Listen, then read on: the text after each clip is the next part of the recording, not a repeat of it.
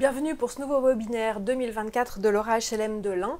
Son thème tient en 3 mots, décarbonons nos territoires. C'est un petit titre pour un grand sujet tant l'ampleur et l'urgence de la transition énergétique sont vives avec des acteurs du logement social qui sont en première ligne. On vous présentera sur ce plateau donc à Bourg-en-Bresse 2 tables rondes, mais avant de passer à la présentation des tables rondes, l'ouverture et l'initiative de ce webinaire reviennent au président de l'Aura HLM de l'Ain et directeur général de Dynacité, Marc Gomez, c'est à vous. Merci Agnès, ravi de vous rencontrer aujourd'hui. Alors pourquoi l'association Aura HLM de l'Ain? C'est la volonté des 14 bailleurs adhérents à l'association qui a été créée en 2020. 14 bailleurs qui représentent environ 50 000 logements, donc nous logeons dans le département de l'Ain environ 110 000 Indinois. Dans cette association, 14 adhérents de statuts et de tailles diverses, mais qui représentent une force où ensemble nous pouvons porter un message commun par rapport aux différents acteurs du territoire. Nous pensons aux services décentralisés de l'État, nous pensons au département, nous pensons à toutes les associations, acteurs du bâtiment qui sont des acteurs également au quotidien et dans leur mission du logement et de l'habitat dans le département. Pourquoi ce webinaire aujourd'hui sur le fait de décarboner nos territoires? Force est de constater que nous voyons tous au quotidien, à titre individuel ou au niveau de nos entreprises, les effets du dérèglement climatique à l'échelle planétaire, y compris dans le département. L'objectif d'aujourd'hui n'est pas simplement de discuter des problèmes et des difficultés que cela génère, mais plutôt de rassembler nos forces, nos intelligences et de voir comment est-ce qu'on peut pleinement, ensemble, dans notre écosystème que nous représentons, agir dans l'intérêt général pour les départements, pour les habitants et aussi pour préserver la planète dans notre participation.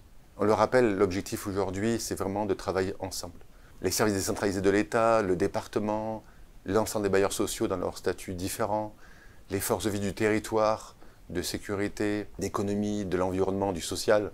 Nous pensons aux entreprises du gros œuvre, du second œuvre, leurs fédérations, nous pensons aux associations d'insertion ou médico-sociales.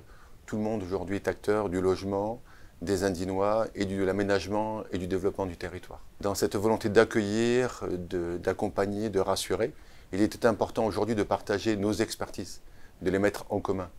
Et très clairement par rapport à ce défi colossal qu'est le dérèglement climatique, où on a un vrai changement de cycle et que le cycle d'avant n'existera plus, il est important que nous puissions partager nos bonnes pratiques et nous rappeler très concrètement, avec un langage de vérité, qu'on peut avoir une expertise à titre personnel, mais que si elle n'est pas partagée, si elle n'est pas mutualisée, si elle n'est pas massifiée, s'il n'y a pas un enjeu d'accélération, elle ne vaut pas grand-chose. Elle sera insuffisante. Donc l'objectif aujourd'hui dans ce webinaire, dans ces 2 tables rondes, nous aurons différents acteurs qui ont une expertise reconnue au niveau du département et qui pourront réellement partager des solutions concrètes qui sont déjà en mode exécution et pas simplement en mode projet ou idée, et de voir comment est-ce que demain on peut dupliquer ces savoirs, ces compétences dans l'intérêt général. Je me réjouis en tant que président de l'Aura de l'Ain de ce webinaire.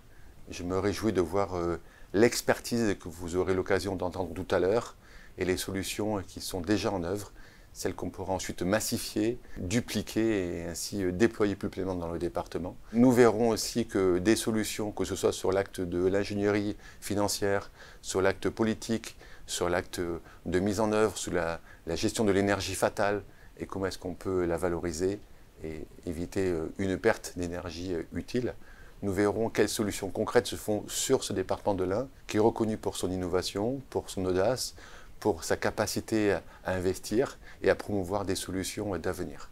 Merci encore pour votre présence et je vous souhaite un très bon webinaire sur la décarbonation de nos territoires. Merci beaucoup, Marc Gomez.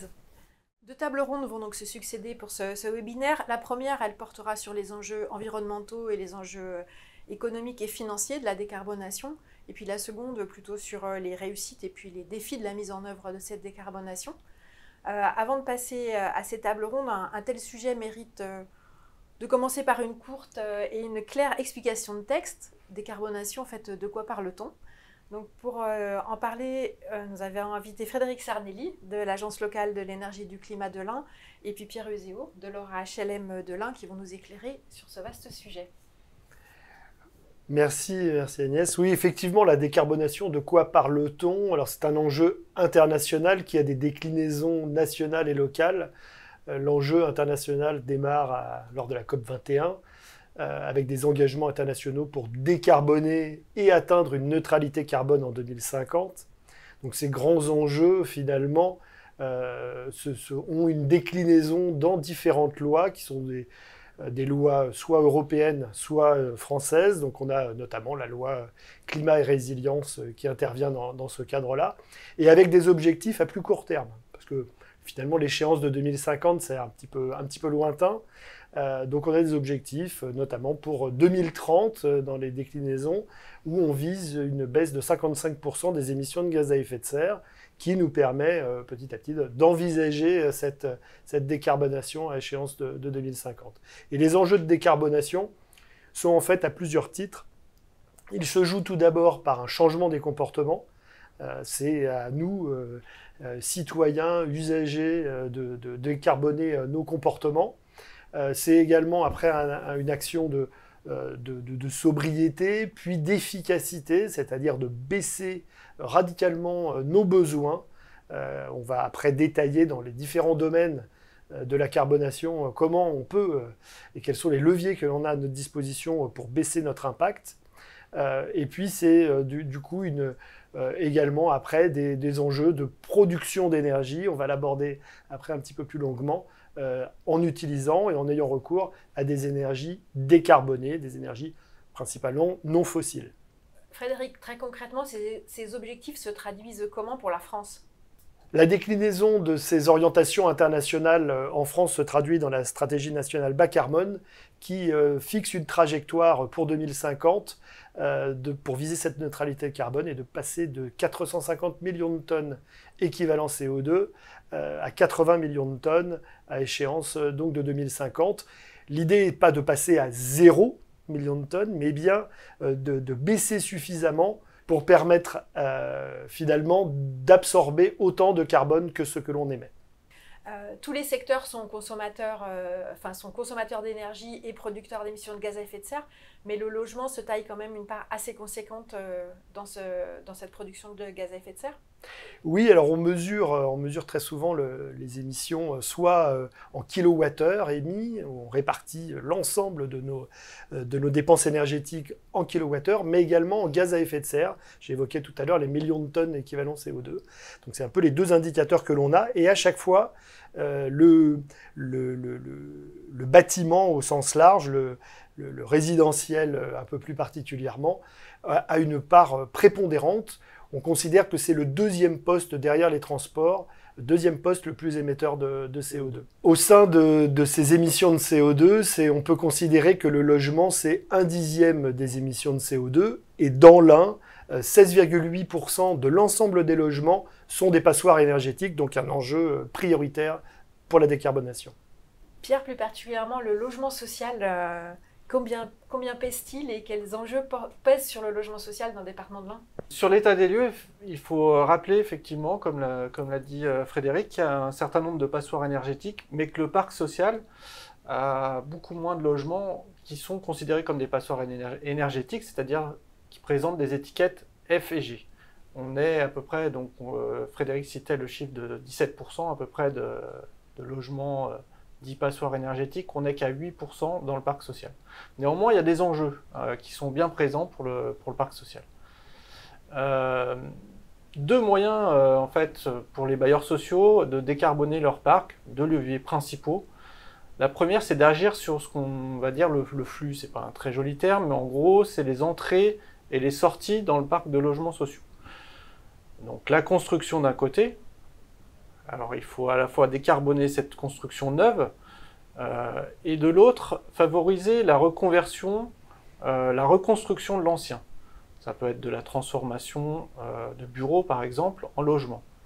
On ne reconstruit pas du neuf, on utilise de l'existant. Et ultimement, il y a la solution du réemploi en cas de démolition pour décarboner ce flux. La question qui se pose aussi pour les bailleurs, c'est de savoir si on est en capacité de le faire.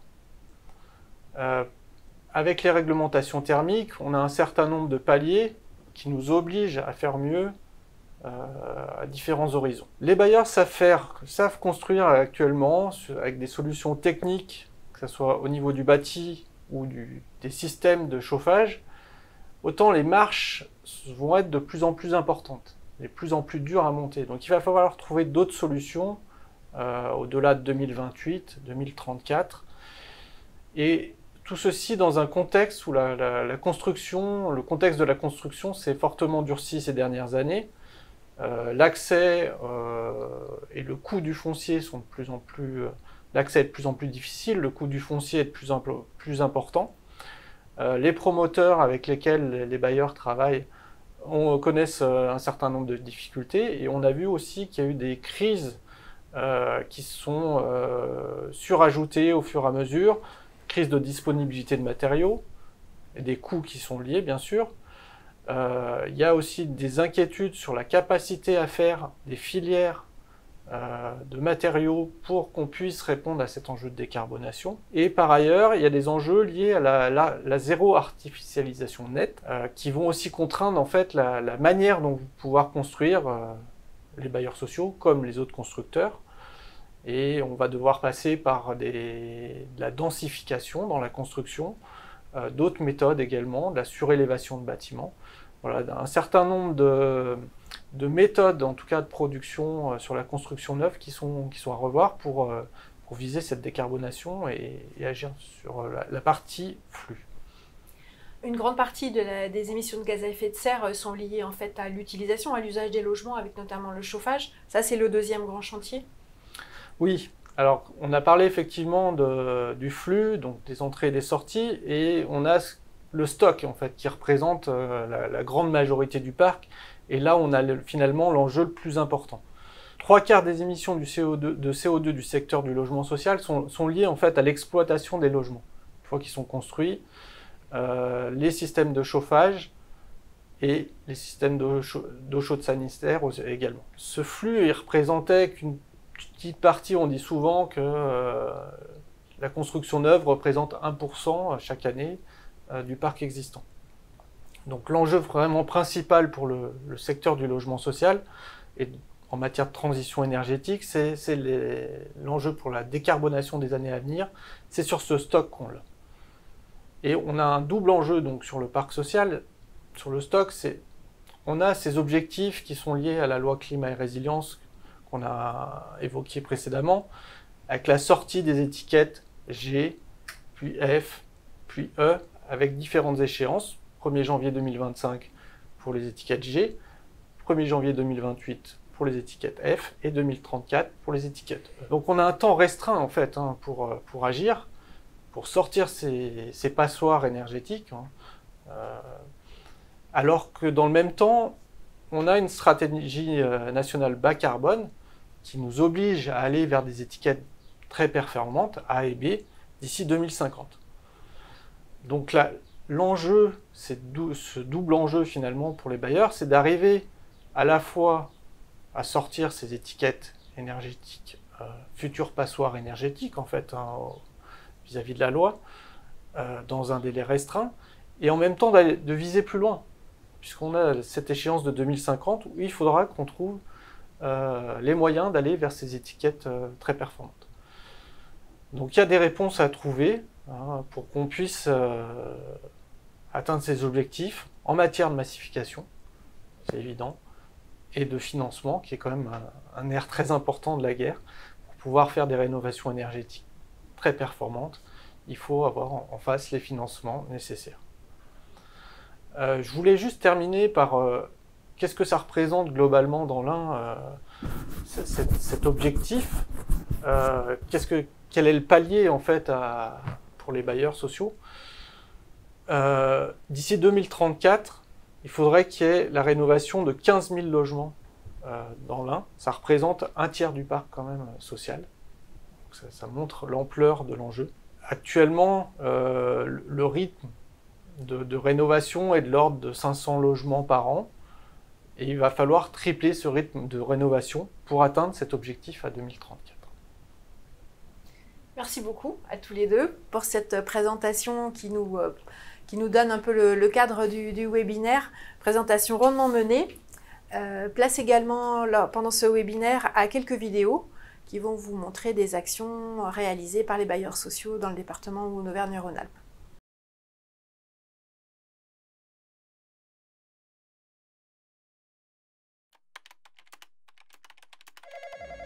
Le chef nous appelle, il est avec le maire d'Oyonnax. Il nous dit: Ok, il faut présenter notre candidature au Fonds vert. On va tenter de subventionner la démolition du foyer de Jay et ensuite on pourra construire des maisons destinées à la location. Bref, on dit ok, c'est possible, on sait faire, on a déjà été lauréat 3 fois du Fonds Friche. On interroge Virginie sur la pertinence de proposer de nouveaux logements à louer, elle nous dit: Compliqué, le secteur est classé en zone détendue. On interroge Denis pour son estimation de déconstruction, il nous dit: C'est compliqué. Il y a beaucoup d'amiante, ça va nous coûter 1,5 million. On interroge Jean Hubert pour son avis sur l'équilibre d'une nouvelle opération, il nous dit: Nathalie, c'est compliqué. Semcoda aménage le territoire de façon pertinente. La réalisation de nouveaux logements sur ce site ne présente aucun intérêt. On se dit compliqué, faut qu'on trouve une autre solution. On va rééplucher tous les éléments du fond vert. On se dit c'est possible, on va innover, optons pour l'intérêt général. On va démolir puis renaturer le site. On en parle au chef, il nous dit rien. On lui dit que cela permettra à la commune d'aller dans le sens de la Lausanne et de conserver d'autres zones constructibles sur la ville. J'appelle le maire. Le maire est ok, vous avez tout mon soutien. Innovons, allez, au boulot. Alors on appelle Agnès, on lui explique notre projet. On a besoin de ses services pour monter le dossier. Oui, c'est possible. Par contre, il faut commencer tout de suite car les délais sont hyper courts là pour déposer le dossier de subvention. On a rappelé le service réhabilitation, on avait besoin de tout l'historique. Oui, c'est possible. Tout est conservé. On est allé voir Philippe. On a besoin de l'acte d'acquisition du terrain. Je dis, 1972, on n'était même pas nés. On rappelle l'agence, on a besoin de courriers de soutien. Évidemment, c'est possible. Nous avons un réseau très actif sur le secteur. Et on reçoit beaucoup de soutien. On est émus. On travaille surmotivé avec Agnès pour monter le dossier. On présente le dossier, le site, la déconstruction, le projet de renaturation et surtout le projet éco-citoyen et pédagogique. La DDT trouve que notre projet a du sens. Elle soutiendra le projet auprès des instances. On attend, on stresse, on croise les doigts. Et enfin, on reçoit le courrier de la préfecture. On est super émus. Le travail et la conviction payent toujours quand on est soutenu. Bref, on est lauréat du Fonds vert. Une page de l'histoire se tourne à Oyonnax. La Semcoda innove en débâtissant.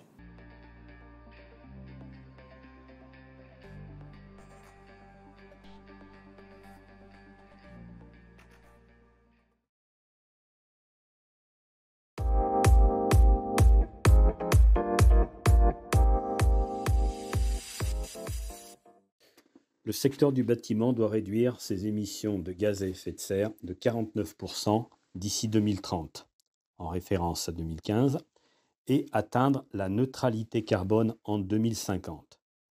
4 moyens pour y parvenir. Utiliser les énergies décarbonées, améliorer l'efficacité énergétique des bâtiments, donc dans le neuf et la rénovation, changer les comportements pour des usages plus sobres, et promouvoir l'économie circulaire et biosourcée. Nous sommes à Peronna, maison des entreprises, siège social de Logidia.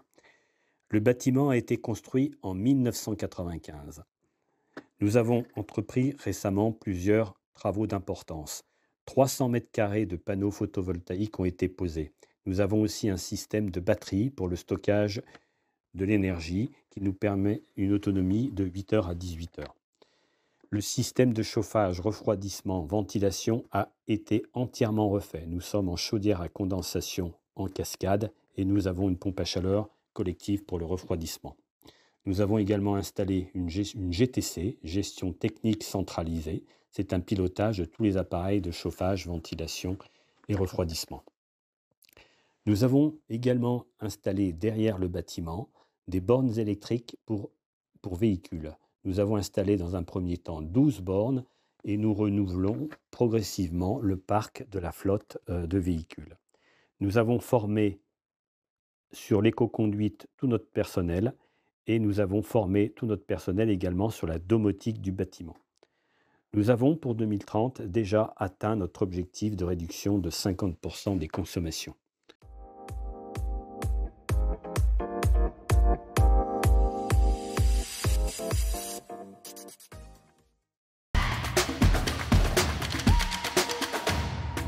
Cette première table ronde de ce webinaire va porter sur les enjeux économiques, financiers et les enjeux de coopération aussi de la décarbonation.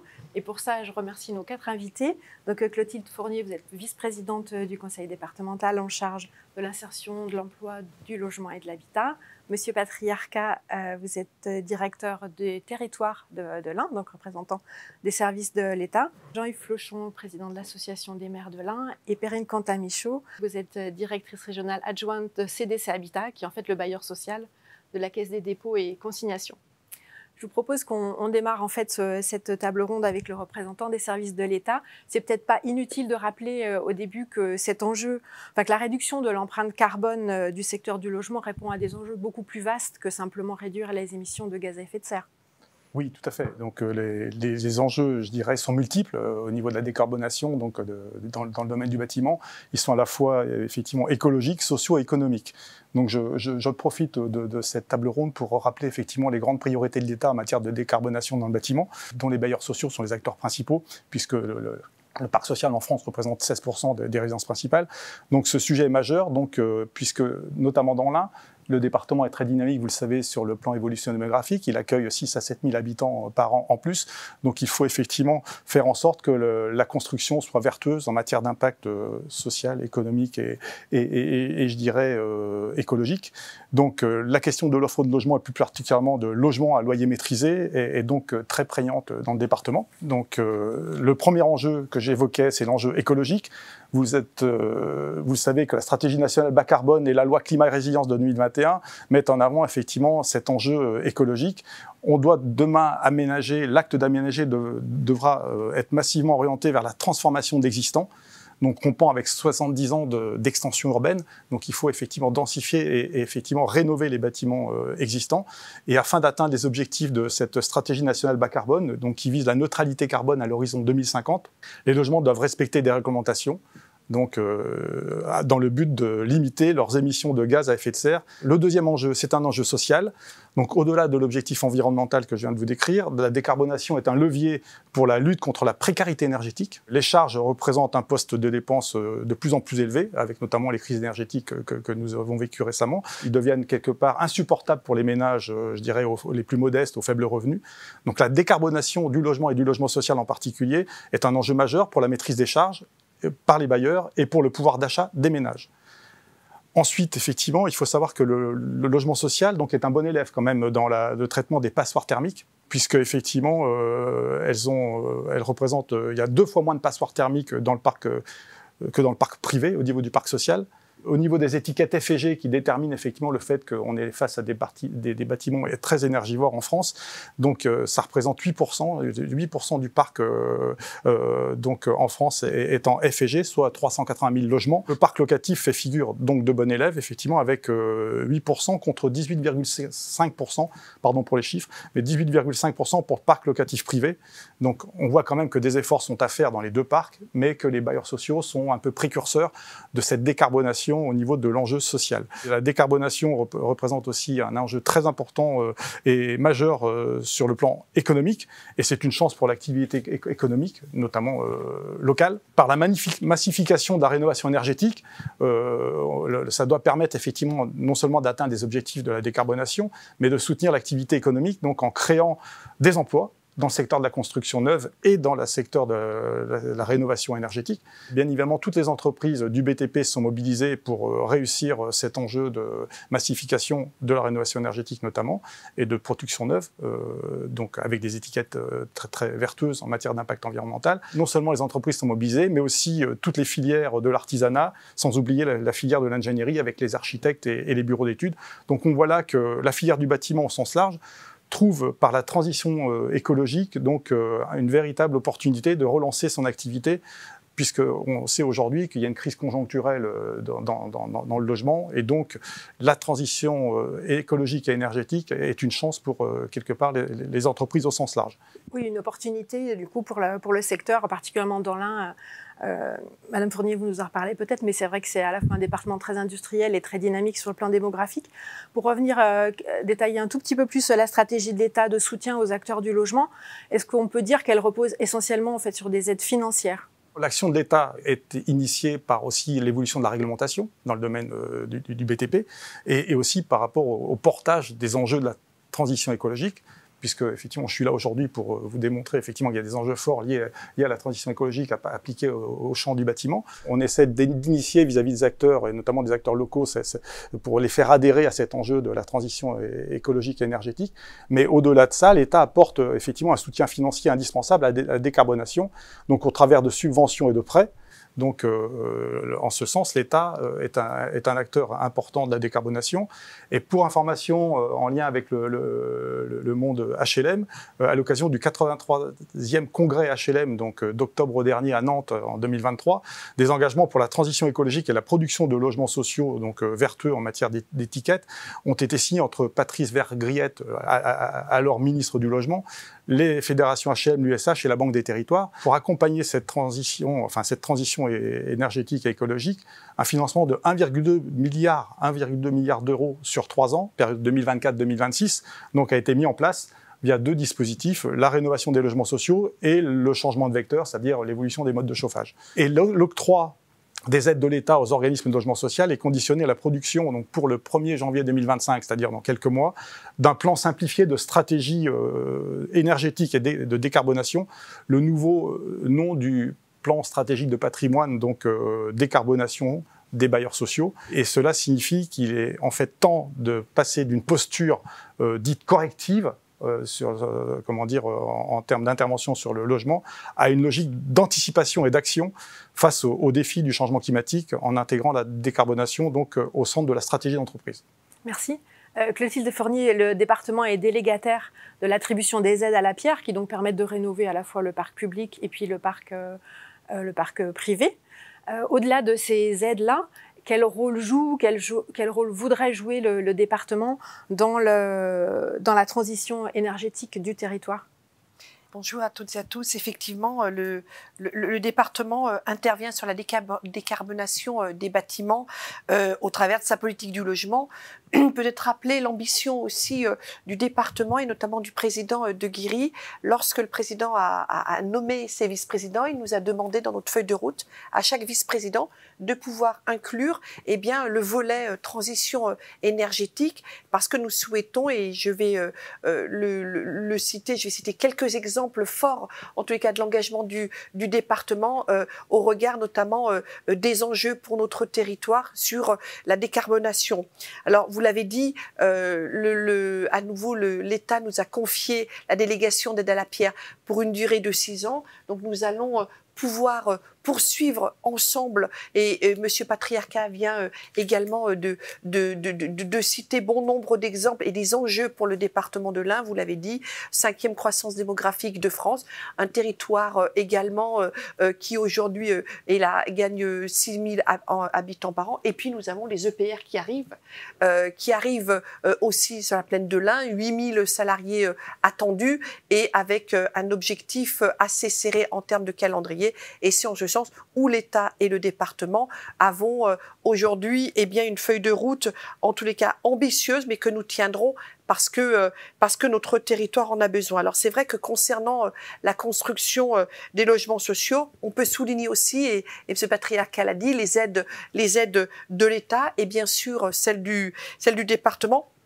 Mais aujourd'hui, elles ne sont pas adossées à des objectifs de performance énergétique ou de limitation de gaz à effet de serre. Par contre, ce qui est simplement demandé, c'est la réglementation environnementale 2020 et qui s'applique et qui contraint les bailleurs sociaux à appliquer cette réglementation. En revanche, le département permet aussi aux bailleurs de valoriser leur loyer au travers des marges locales pour les opérations qui atteindraient les seuils carbone liés pour 2025 au regard notamment de l'indice carbone construction. Ces marges, elles sont, il faut aussi le souligner, elles sont également applicables pour des opérations qui iraient au-delà de la RE 2020 et notamment en matière de limitation des consommations énergétiques et plus particulièrement pour aussi les opérations qui sont équipées de panneaux solaires ou bien photovoltaïques. Ces marges, elles sont également applicables. Alors, pour les opérations aussi d'acquisition, d'amélioration, et d'ailleurs, certains bailleurs sociaux ont fait le choix, dans notre département, de miser uniquement sur des opérations d'amélioration qui visent tout simplement aux labellisations HPE, la rénovation, ou bien BBC. Ces labels garantissent aujourd'hui, et nous en sommes convaincus, un niveau, en tous les cas, de consommation énergétique réduit, tout simplement pour que la facture énergétique des ménages soit amoindrie. Le département a aussi, est le premier chef de file des solidarités, et je le vois bien dans le cadre de ma délégation, où bon nombre aujourd'hui de ménages font appel au département pour pouvoir les aider à régler leurs factures énergétiques. Donc c'est tout l'enjeu des bailleurs aussi de pouvoir nous accompagner et accompagner dans le cadre de la rénovation, en tous les cas de leur parc. Depuis 2008, le département finance aussi sur ses fonds propres la réhabilitation, je viens d'en parler, des logements sociaux ou bien des logements communaux. On en parle régulièrement avec le président de l'AMF. Les élus ont aussi des parcs communaux, et aussi les élus sont, depuis de nombreuses années, en tous les cas, on se soucie de rénovation de leur logement. Et depuis 2016, nous octroyons une aide de 3 500 € par logement pour tous les logements qui atteignent le niveau BBC. En 2023, l'État a financé 256 000 au titre au titre de la rénovation énergétique, et le département 938 000 €.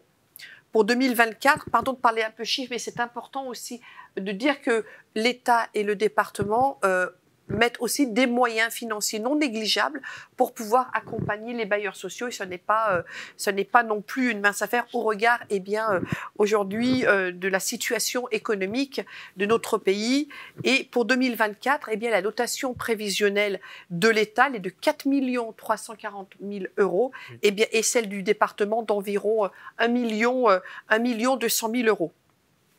Que ce soit aussi dans le cadre de la construction neuve ou bien de la rénovation, nous avons souhaité, pour ce que je vous ai dit en préambule, c'est-à-dire que le département souhaite aussi réfléchir, et nous sommes en train de réfléchir à de nouvelles pratiques vertueuses pour faire évoluer ces aides financières, c'est-à-dire que les bailleurs sociaux qui aujourd'hui pourraient appliquer des pratiques vertueuses et surtout d'utilisation soit des matériaux biosourcés ou géosourcés, nous sommes en train de réfléchir avec nos partenaires à valoriser, qu'il y ait une petite valorisation financière pour pouvoir justement accompagner dans cette démarche de décarbonation l'ensemble de nos parcs logements à usage bien sûr du logement.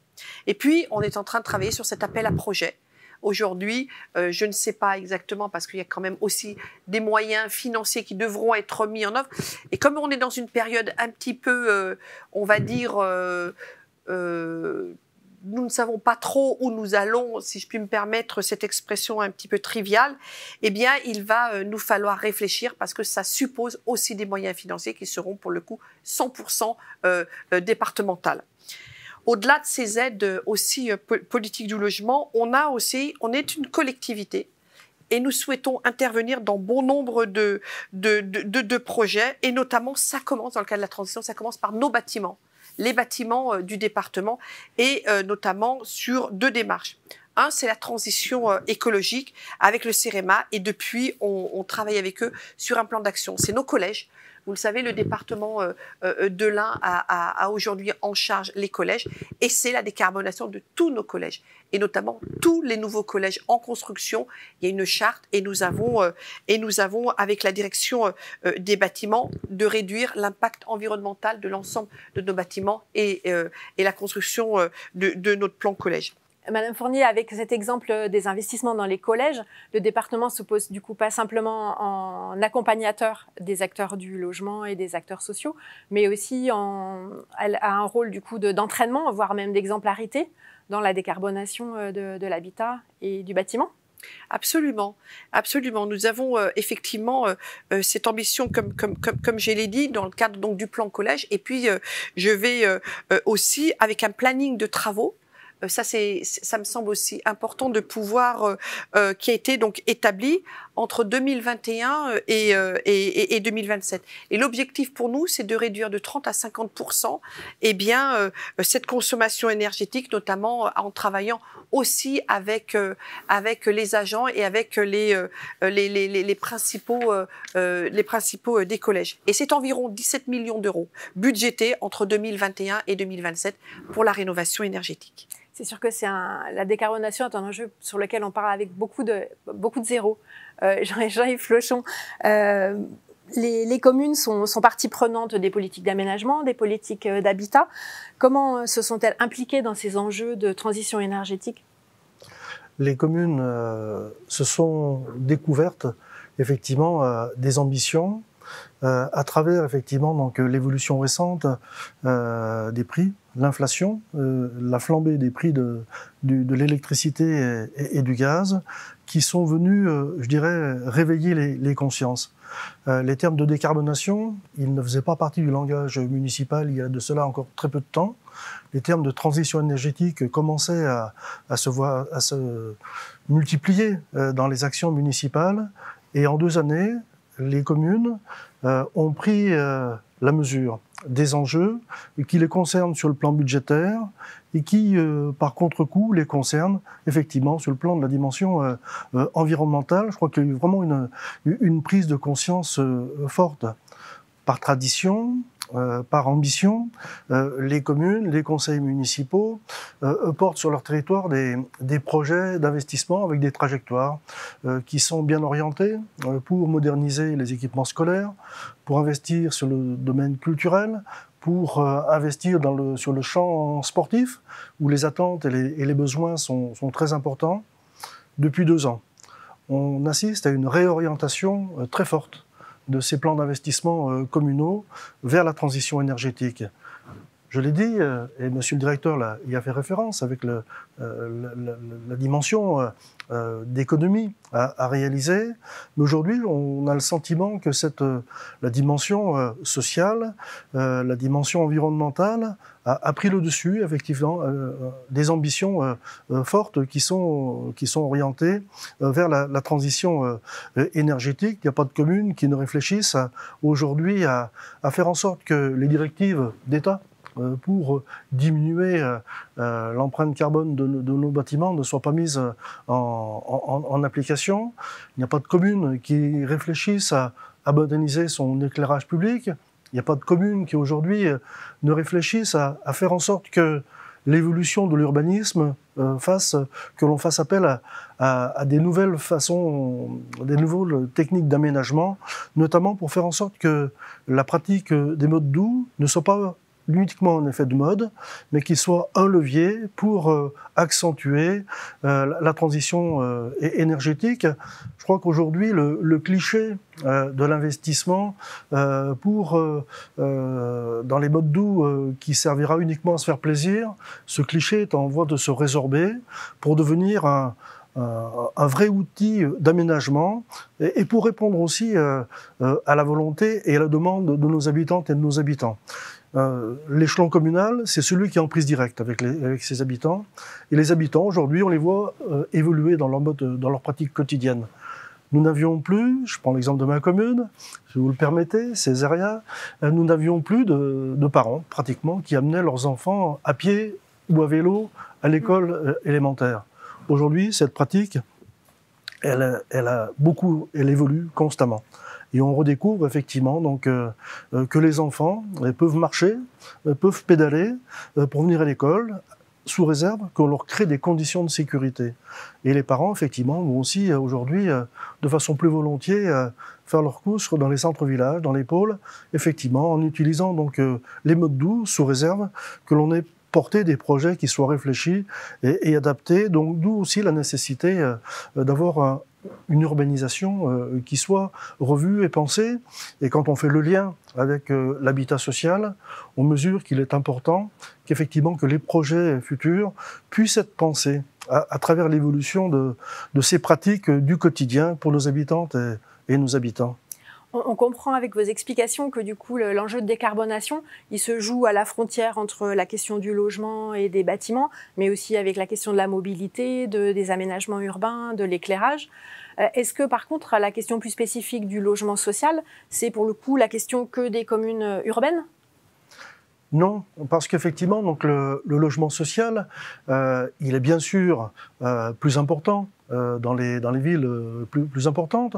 Néanmoins, lorsqu'il y a du logement social dans les villages, ça reste une volonté de le développer, de le préserver, parce qu'effectivement, nous avons besoin d'un développement équilibré de notre territoire départemental. Nous avons vécu les émeutes, les gilets jaunes, avec effectivement donc des contraintes et des mobilisations fortes, notamment dans les quartiers les plus denses et les plus peuplés. Et on voit qu'on a besoin, en termes d'équilibre, de continuer à équiper, si j'ose dire, aussi les communes, les bourgs-centres, les pôles équipés dans notre territoire, pour faire en sorte que le logement social soit aussi un facteur d'équilibre. Et puis lorsqu'il y a du logement social sur un territoire, il est important de veiller à ce qu'il n'y ait pas de ghettoisation de ce logement social. Donc d'où l'ambition effectivement des communes de faire en sorte qu'il soit intégré et qu'effectivement le souci est partagé de voir les bailleurs avoir les moyens nécessaires de l'entretenir pour qu'habiter dans le logement social, ça donne envie et que ce ne soit pas uniquement le dernier recours pour aller habiter dans nos villages. Perrine Quentin-Michaud, donc la CDC Habitat, ça représente à peu près 500 000 logements, je crois, en France, oui, dont une bonne partie, bien sûr, en Auvergne-Rhône-Alpes. Les intervenants précédents ont montré combien cet enjeu de la décarbonation, il ne se jouait pas de manière segmentée, mais il impliquait des partenaires différents. Pour vous aussi, il n'y aura pas de réussite dans cette bataille-là sans union des forces ? Oui, tout à fait. CDC Habitat s'est lancé dans une stratégie de décarbonation il y a quelques années maintenant. On a même une personne au sein de CDC Habitat qui a une mission de décarbonation sur l'ensemble de nos directions. L'idée étant de pouvoir s'inscrire dans la stratégie nationale bas carbone pour limiter les émissions, pour limiter le réchauffement climatique à 1,5 degré. Donc, toutes les directions régionales ont travaillé et ont mis en place un plan d'action pour essayer d'atteindre ce niveau, enfin pour l'atteindre. Sur la direction Auvergne-Rhône-Alpes, on est parti en 2022 d'un niveau d'un niveau d'à peu près 18 kg de CO2 par mètre carré par an.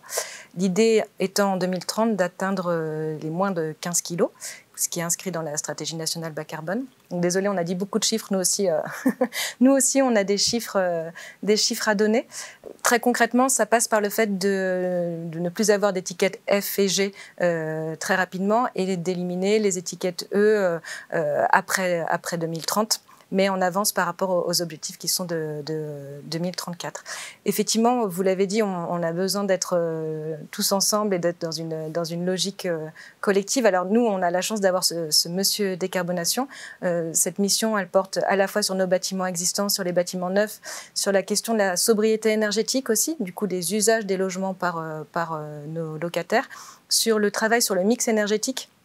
Aujourd'hui, on a 60% de notre parc qui est chauffé au gaz. Et c'est le cas de beaucoup de bailleurs et c'est vraiment problématique aujourd'hui. Donc comment on fait pour transformer ça? Comment on fait pour se raccorder au chauffage urbain, par exemple? Donc qui dit chauffage urbain dit action des collectivités, évidemment, pour pouvoir le mettre en place. Et puis ça passe aussi, parce que ça représente quand même 8% de notre poids des gaz à effet de serre, par notre propre fonctionnement en tant que salarié de CDC Habitat. Il y a évidemment dans notre action, aujourd'hui le champ de l'habitat, que ce soit la construction ou l'usage, c'est un poids énorme dans les émissions de gaz à effet de serre, mais aussi aujourd'hui en tant que salarié, ça passe par le fait de favoriser les mobilités douces, et vous l'avez dit à l'échelle de votre ville, mais évidemment nous c'est comment on est employeur pro-vélo, comment on favorise les mobilités douces, comment on incite aussi à prendre plutôt les transports en commun.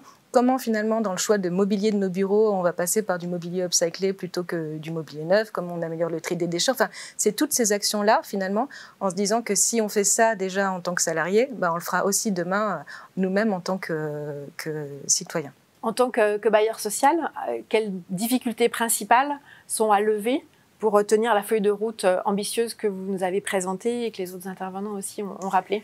Le premier élément, et bon, on l'a tous dit de manière unie, on va dire, c'est quand même la question du financement. Aujourd'hui, on se retrouve face à des dilemmes terribles entre le fait de poursuivre notre mission de loger dignement les personnes et puis des objectifs de décarbonation très ambitieux. Et c'est des choix qu'on n'a pas envie de faire. C'est quels moyens on arrive à avoir. Et donc j'entends, et effectivement, on bénéficie de moyens et de l'État et des collectivités pour ça, mais on est dans une période où, et vous le savez, l'inflation escalée sur les coûts travaux. Le prix du foncier n'a pas diminué encore, et donc l'accès au foncier est extrêmement compliqué.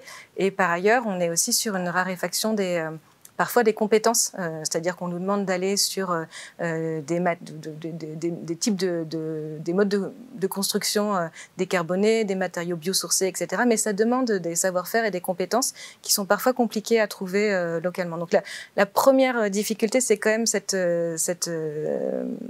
question des moyens. J'ajoute que, et on n'est certainement pas les seuls dans ce cas, mais on a une grosse partie de notre parc qui est en copropriété. Et qui dit ça dit qu'en fait, on a beaucoup moins de marge de manœuvre. Et en tout cas, à partir du moment où on décide de se lancer dans une rénovation énergétique et qu'on est en copropriété, ça ne va pas se faire du jour au lendemain. Ça veut dire qu'il faut 1, 2, 3, 4 années pour que les décisions soient prises en assemblée générale, parce que c'est la vie de la copropriété, et avant qu'on puisse finalement lancer les travaux. Donc ça aussi, c'est une vraie difficulté qu'on peut rencontrer. Puis par ailleurs, dans notre modèle économique, et puis ça nous a été imposé aussi dans le cadre des CUS, mais il y a la question de la vente des logements, qui, mine de rien, était une manne qui nous permettait de réhabiliter, de construire. Et aujourd'hui, nos acquéreurs sont comme tous les Français, ils se retrouvent face à des refus de prêts, et on a de plus en plus de mal à vendre. Donc on est quand même dans une période vraiment très compliquée. À la fois, on a beaucoup d'ambition, et j'ai la chance d'être dans un groupe qui porte cette stratégie de décarbonation de manière très, très forte. On a beaucoup d'ambition, mais on a des moyens qui se réduisent et qui sont vraiment très, très contraints. Période compliquée donc, pourtant avec des ambitions, comme vous le rappelez, des objectifs qui se rapprochent. Il faut faire en 7 ans, je crois, ce qu'on avait fait sur les 33 années précédentes. Les uns et les autres, du coup, qu'est-ce qui vous paraît être les conditions immédiates pour pouvoir aller plus loin, plus vite ? Monsieur Patriarcat, pour aller plus loin et plus vite, effectivement, dans la décarbonation des bâtiments, vous l'avez noté, la barre est effectivement haute, mais le cap est clair. Le cap est clair, il y a effectivement des contraintes budgétaires, financières, réglementaires qui sont là, mais il faut garder ce cap, parce que de toute façon, la préservation, quelque part, de notre planète, le mieux vivre ensemble, passe par la nécessité de cette transition écologique et énergétique. Et l'État n'a pas remis en question les modalités d'accompagnement, notamment du monde HLM, sur ce sujet. Il a même mis, pour rebondir sur les propos de M. Flochon, il a même mis en place, il a initié la planification écologique. La planification écologique, là on parle aujourd'hui de la décarbonation dans le domaine du bâtiment, mais la planification écologique est interconnectée avec d'autres thématiques que M. Flochon notamment a évoquées, notamment les transports, notamment l'énergie au sens large, notamment l'agriculture également. Et puis, il y a également le traitement des déchets et la préservation des ressources naturelles. Donc l'enjeu de décarbonation est plus large que le domaine du bâtiment, si on veut atteindre les objectifs de la décarbonation en général d'ici 2050, mais le monde du bâtiment a toute sa part, et l'État est là pour accompagner effectivement les acteurs du bâtiment dans cette transition.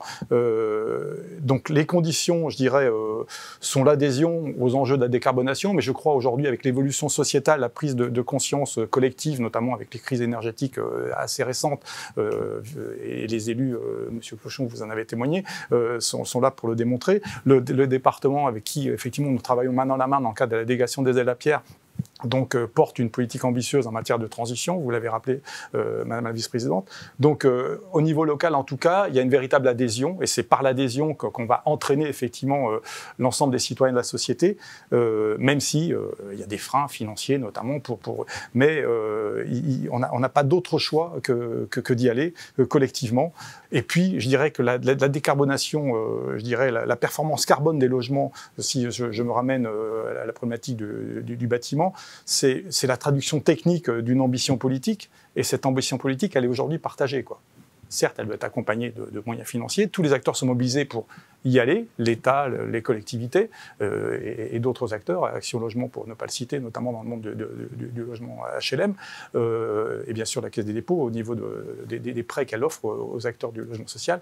Donc on n'a pas d'autre choix que d'y aller. Alors on mettra peut-être un petit plus de temps en fonction des contraintes budgétaires et financières, mais le cap est donné et il est partagé. Si je peux poursuivre sur cet aspect collectif, il est d'autant plus important et fort au niveau des bailleurs. Aujourd'hui, ça se traduit déjà par certaines actions qui sont menées, comme la massification des achats par une plateforme qui s'appelle Start, par exemple. Le fait d'acheter collectivement des matériaux, ça permet de baisser leurs coûts, ça permet d'envisager effectivement et des constructions neuves et des réhabilitations de manière plus systématique. Et puis demain, si on se dit qu'une bonne manière de décarboner, c'est le réemploi, nous, c'est vraiment une piste sur laquelle on a envie de travailler. Ça veut dire très concrètement qu'il va falloir travailler main dans la main, effectivement, avec les autres, que d'autres nous disent là, je vais restructurer, je vais démolir, je vais avoir tel matériau à disposition. Il se trouve que nous, en fait, on a besoin de chemins de câble, de béton, parce que tout ça se réemploie. Et donc, on est preneur de ces éléments-là. Donc, c'est vraiment un travail très fin et main dans la main, qu'on a pu déjà connaître et éprouver dans le cadre des projets de renouvellement urbain quand il a fallu reloger. On sait travailler ensemble. Et je pense qu'effectivement, le fait qu'on pousse tous dans le même sens, c'est très important. Et si je peux me permettre, il me semble qu'au-delà de l'adhésion, il y a un changement de culture aussi, ou un changement d'imaginaire à opérer et qu'on doit porter collectivement. Un tout petit exemple. Aujourd'hui, quand on va aux toilettes, désolé pour cet exemple très trivial, finalement, on a l'habitude de tirer une chasse d'eau très propre avec de l'eau pas potable. Demain, en fait, si on utilisait de l'eau de pluie pour nos toilettes, l'eau, elle serait un peu plus trouble. Ça, c'est un changement. On n'a pas cette habitude, on se dit « ah, les salles, etc. » En fait, on a besoin de changer aussi nos représentations, nos imaginaires pour se dire finalement, en fait, c'est normal, tout va bien. Je tire ma chasse avec de l'eau de pluie et en fait, tout est normal. On est en train aussi de tester, nous, sur la région PACA, le fait de récupérer les eaux grises, donc les eaux des machines à laver, par exemple, de les filtrer et de les utiliser pour l'arrosage. Donc pareil, ça, c'est des usages qui sont nouveaux. On a besoin aussi d'être soutenus par l'État, les collectivités sur ce type d'innovation pour pouvoir demain se dire, c'est pas juste une petite expérimentation, mais c'est quelque chose qu'au fait, on va généraliser parce que typiquement, la question de l'eau, qui est vraiment une denrée rare, c'est un matériau précieux qu'on doit réutiliser le plus possible parce que, en fait, on s'est aperçu récemment qu'il y avait une finitude quelque part. Je vais rebondir sur ce que vous dites. Merci de me tendre la pêche. Le département le fait. L'eau, nous en avons fait une priorité de mandat. Et chaque collège aujourd'hui qui est construit, il va y avoir une réutilisation de l'eau des chasses d'eau pour ce que vous êtes en train, ce que vous avez très bien dit. Donc le changement d'usage, vous avez absolument raison, le département de l'Ain le fait déjà et nous l'avons dans le cadre de nos chantiers prioritaires, nous en avons fait une priorité. 2, c'est l'eau, c'est la forêt. Aussi le bois. Nous sommes un département de l'Ain où nous avons beaucoup de forêts. Notre forêt aussi est malade. Et nous avons signé en 2023, nous sommes le premier département de la région Auvergne-Rhône-Alpes à l'avoir fait, un pacte biosourcé avec la Fédération interprofessionnelle de bois qui nous permet justement d'utiliser ces matériaux biosourcés et puis cette filière forêt-bois dans notre département qui est pour nous un secteur important que nous souhaitons, grâce à ces aides, souhaitons conforter l'utilisation aussi des matériaux locaux. Contribuer à structurer du coup cette filière qui est à l'amont de la construction, c'est effectivement un enjeu politique et pour atteindre les objectifs qui est porté par le département et qui est effectivement important, c'est ça? Absolument. Et puis, on le dit, face aux nécessités aussi liées au changement climatique, nous en avons fait, le département a fait une priorité justement de la ressource forêt, notamment dans notre département, parce que c'est un secteur que nous accompagnons. Jean-Yves Flochon. Moi, je pense qu'aujourd'hui, pour revenir plus directement à la question du logement, nous ressentons le besoin d'une politique du logement national qui soit de nouveau orientée vers un encouragement à produire du logement. C'est peut-être basique que de le rappeler, Mais aujourd'hui, effectivement, donc les mesures les plus récentes qui ont concerné le logement social ont été vécues plus comme des modes de sanction, comme d'encouragement.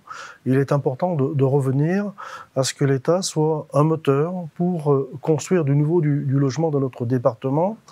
C'est indispensable, on l'a dit effectivement dans l'Ain, pour avoir un développement que l'on retrouve équilibré, et puis pour faire en sorte que les bailleurs puissent à la fois rénover et à la fois construire du neuf. Nous avons besoin des deux aspects, et la transition énergétique, elle vise aussi à encourager, cela a été dit, des nouveaux modes de construction. Mais les nouveaux modes de construction, ils pourraient être mis en œuvre sous réserve que les bailleurs aient demain les moyens qu'ils n'ont plus aujourd'hui pour pouvoir porter les deux volets du logement social, celui de la réhabilitation nécessaire, sur laquelle les acteurs sont engagés, et la production neuve, qui aujourd'hui est en difficulté. Et donc, la politique du logement, ça nécessite effectivement donc des mesures ambitieuses de la part de l'État. Cela nécessite aussi des mesures d'assouplissement, sans doute dans la perspective des échéances qui nous sont données pour la sobriété foncière. Aujourd'hui, la loi ZAN n'est remise en cause par personne dans ses ambitions. Néanmoins, dans un contexte de raréfaction du foncier, on voit bien que les collectivités qui souhaitent et qui ont la volonté d'avoir du logement social ont du mal aujourd'hui à faire en sorte que ce foncier puisse être mis à disposition de nos bailleurs dans des conditions acceptables. Ça suppose que l'on ait de nouveau peut-être une réflexion qui ne parte pas uniquement d'en haut, mais qui reparte du bas, pour faire en sorte que l'on puisse réfléchir à cette question du foncier par bassin de vie, et non pas avec un mode de réflexion descendant de l'État vers nos communes. Il faut que ça soit l'inverse. Monsieur Patriarcat. Oui, je vais rebondir effectivement sur les propos des participants. Donc déjà, la transition, si on veut réussir collectivement la transition écologique énergétique, il faut avoir en tête la notion de sobriété au sens large.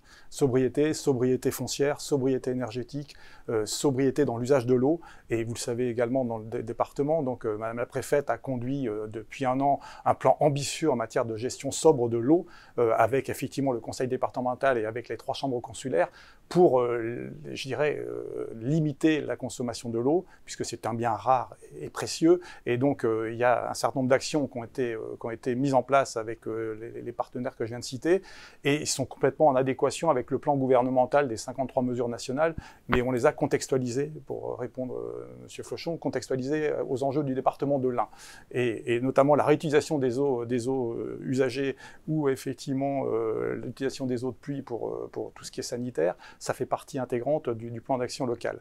Donc sur la sobriété foncière, pour rebondir aux ZAN, au zéro artificialisation nette à atteindre d'ici 2050, c'est une mesure forte de l'État qui est mise en place dans le cadre de la loi climat et résilience, tout simplement pour préserver la biodiversité, préserver les terres agricoles. La souveraineté alimentaire directement est impactée si on fait encore n'importe quoi en termes d'extension urbaine. Donc ça vise à densifier un peu plus, de manière intelligente, pour permettre une qualité de vie aux citoyens qui va habiter les futurs logements de demain. Ça passe aussi, encore une fois, par les enjeux massifs de réhabilitation. Donc les bailleurs sociaux sont des acteurs principaux donc, pour accompagner cette politique ambitieuse. Donc l'État, par ailleurs, met toujours au titre du FNAP, du Fonds national des aides à la pierre, de l'ordre de 500 millions d'euros dans la production de logements neufs en France chaque année. Et puis il garde en fait les mesures d'aide indirecte pour les bailleurs sociaux, des aides de mesures fiscales notamment, de TVA réduite, pour permettre effectivement aux bailleurs sociaux d'aller de l'avant dans la production neuve ou la réhabilitation. Il y a eu des mesures par le passé que je ne commenterai pas qui effectivement ont pénalisé les bailleurs sociaux, j'en suis bien conscient, et c'est aussi un constat aujourd'hui qu'effectivement on est dans une crise conjoncturelle de la production de logements, au logement au sens général, mais en particulier le logement sociaux. Le département de l'Ain, par un travail effectivement acharné et très collaboratif, partenariat avec le conseil départemental et l'État, on dépasse quand même les objectifs qui nous sont fixés annuellement, quand même On est en moyenne à plus de 1000 logements sociaux agréés chaque année, quand même le besoin est au-delà de 1500 ou 2000 pour répondre à l'évolution démographique. Et puis, vous l'avez rappelé, l'État met cette année, en 2024, 4,3 millions pour accompagner les bailleurs sociaux dans la rénovation des logements. Il y a 1500 logements qui sont prévus en termes de réhabilitation en 2024 dans le département de l'Ain. Ça correspond aux besoins lissés sur plusieurs années pour atteindre des objectifs. Donc c'est une année exceptionnelle. J'espère que elle va perdurer dans le temps pour effectivement garantir cet enjeu de transition écologique. Merci. Donc on l'a vu, ces enjeux à la fois économiques, financiers et de coopération sont forts. Ils se déclinent en chiffres, mais aussi en volonté de coopération, en volonté de faire coller en fait la décarbonation et la réponse aux besoins des habitants et aux qualités d'usage aussi du logement. Donc je vous remercie pour cette première table ronde. Merci. Au revoir. Merci.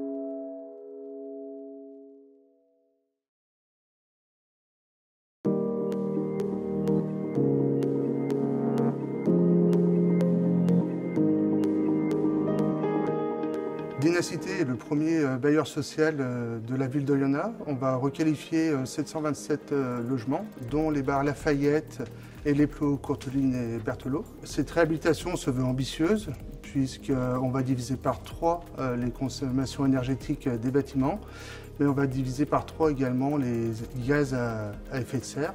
D'ailleurs, cette stratégie de décarbonation est inscrite dans le plan stratégique de Dynacité pour les années 2023-2026. Donc il s'agit d'une opération de réhabilitation ambitieuse pour laquelle nous avons bénéficié de multiples financements, à savoir et par ordre de grandeur des fonds propres de l'organisme. Nous avons également bénéficié de subventions de l'ANRU du conseil départemental de l'Ain et également d'un emprunt d'Action Logement. Et enfin, l'opération a été financée par un emprunt Banque des Territoires en partenariat avec la BEI d'un montant de 2 640 000 €, soit environ 69% du coût de notre opération. Le quartier de la Plaine a été construit dans les années 60, il est aujourd'hui très apprécié de ses habitants. Dynacité et ses partenaires, en complément de la réhabilitation thermique, ont pris le parti d'améliorer le désir d'habiter des habitants en équipant les immeubles de balcons et d'ascenseurs. Cette démarche s'inscrit dans le cadre de la politique de la ville et notamment de son volet renouvellement urbain et patrimonial, soutenu par le maire d'Oyonnax, Michel Perrault.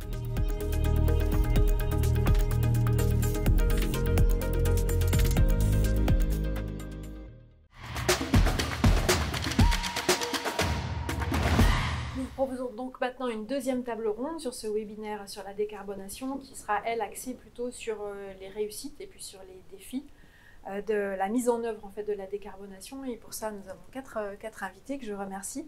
Norbert Héritier, vous êtes président de Fibois, on présentera un peu plus en détail ce dont il s'agit. Serge Ronzon, vous êtes élu de Val-Serône dans l'Ain et président de Civalor, qui est un syndicat de traitement et de valorisation des déchets. Denis Ducard, responsable du service de réhabilitation à la SEMCODA, bailleur social de l'Ain. Et puis Martial Guébin, vous êtes chef de projet à l'Agence locale d'énergie et de climat du département de l'Ain. On va commencer avec la filière bois, à tout honneur pour un matériau qui est parfait pour décarboner, puisque c'est une ressource naturelle qui est renouvelable, une ressource qui stocke du CO2.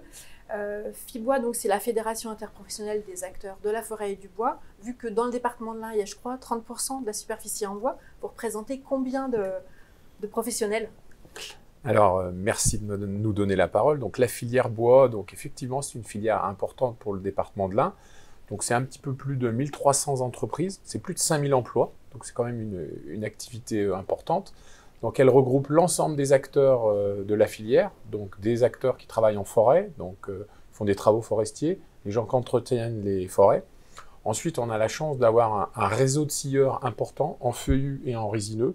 Et ensuite, on a des charpentiers, des menuisiers. Et puis, ce qui est important pour nous, c'est d'avoir aussi des architectes qui sont spécialisés sur l'activité bois et qui peuvent mettre en avant le matériau bois dans leur construction.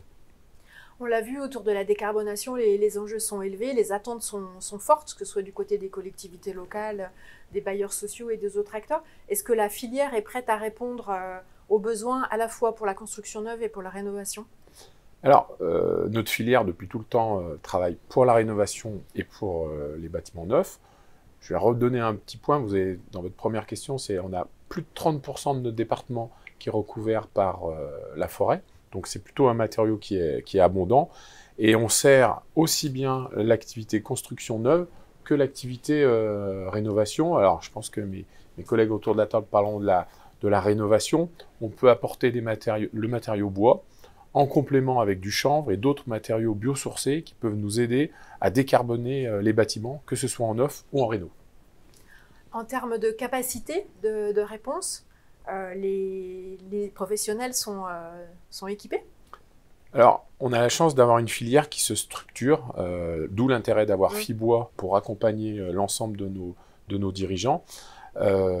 Toutes les structures montent en capacité parce qu'on a une demande qui est de plus en plus importante, d'abord par la rénovation et ensuite par une mutation que l'on est en train de voir sur la construction neuve. On dit que le neuf va moins bien, certes, mais on a quand même des bâtiments avec l'arrivée de la RE 2020 qui ont besoin d'être décarbonés, donc du toit végétalisé, des murs en paille, en terre cuite et l'utilisation du bois de façon importante. Donc toute la filière se structure pour apporter, alors je donne quelques exemples, hein, donc du mur à ossature bois, de la façade à ossature bois sur les bâtiments neufs. Donc on est préparé à cette transformation de notre filière. Dans la précédente table ronde, la vice-présidente du conseil départemental citait le pacte bois biosourcé, donc il y a vraiment pour objectif de faciliter le recours aux matériaux bois, notamment pour les maîtres d'ouvrage publics et également privés. Qu'est-ce que vous attendez de ce type de document, enfin au-delà d'un engagement de principe? Alors, le pacte bois biosourcé, c'est une initiative de la région Auvergne-Rhône-Alpes qu'on a mise sur notre région, mais qui était une initiative nationale. Donc nous, on l'a pris sur le département. Donc le premier acteur, ça a d'abord été le département de l'Ain, qui a signé le pacte bois biosourcé.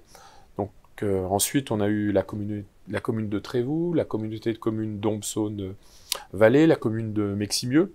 Et puis là, bientôt, là, on a la SPL Terrineuve, donc du Pagex, qui va signer le pacte bois biosourcé.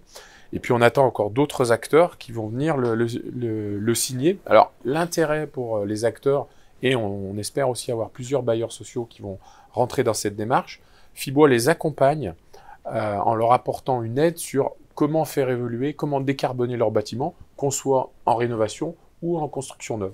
Voilà le rôle du pacte bois biosourcé. Et puis ça permet aussi de communiquer pour les acteurs qui signent sur un niveau de performance. On a argent, or, platinium, avec des niveaux d'absorption carbone qu'on a dans notre pacte. D'accord. Voilà. Denis Ducard, donc vous travaillez à la SEMCODA. On a vu que le département, la région soutiennent financièrement à la fois la construction et la rénovation en bois local. C'est ce genre de levier dont ont besoin les bailleurs sociaux pour réussir le défi de la décarbonation? Alors, la décarbonation, c'est une chose assez importante, effectivement, pour tous les bailleurs sociaux, et pas que bailleurs sociaux. Mais il y a deux aspects dans la décarbonation. On a la partie existante et la partie construction neuve. Sur la partie existante, en fait, la mesure du carbone, ce qui a été construit, le carbone est déjà stocké, déjà été émis dans l'atmosphère. Donc, on ne peut plus forcément intervenir sur les éléments constructifs. On peut effectivement intervenir sur les isolants ou sur d'autres matériaux, mais c'est surtout également sur les sources de consommation d'énergie, donc chauffage et ECS, qui vont avoir un impact très important. Quand on regarde les consommations d'énergie, aujourd'hui, la loi climat résilience nous a demandé, nous bailleurs sociaux, d'intervenir sur les bâtiments et les logements qui étaient mal classés énergétiquement. On prenait essentiellement, on intervenait sur les logements classés EFG, parce qu'effectivement, il y a une intervention de location qui va arriver au 1er janvier prochain pour les G, puis après les autres logements.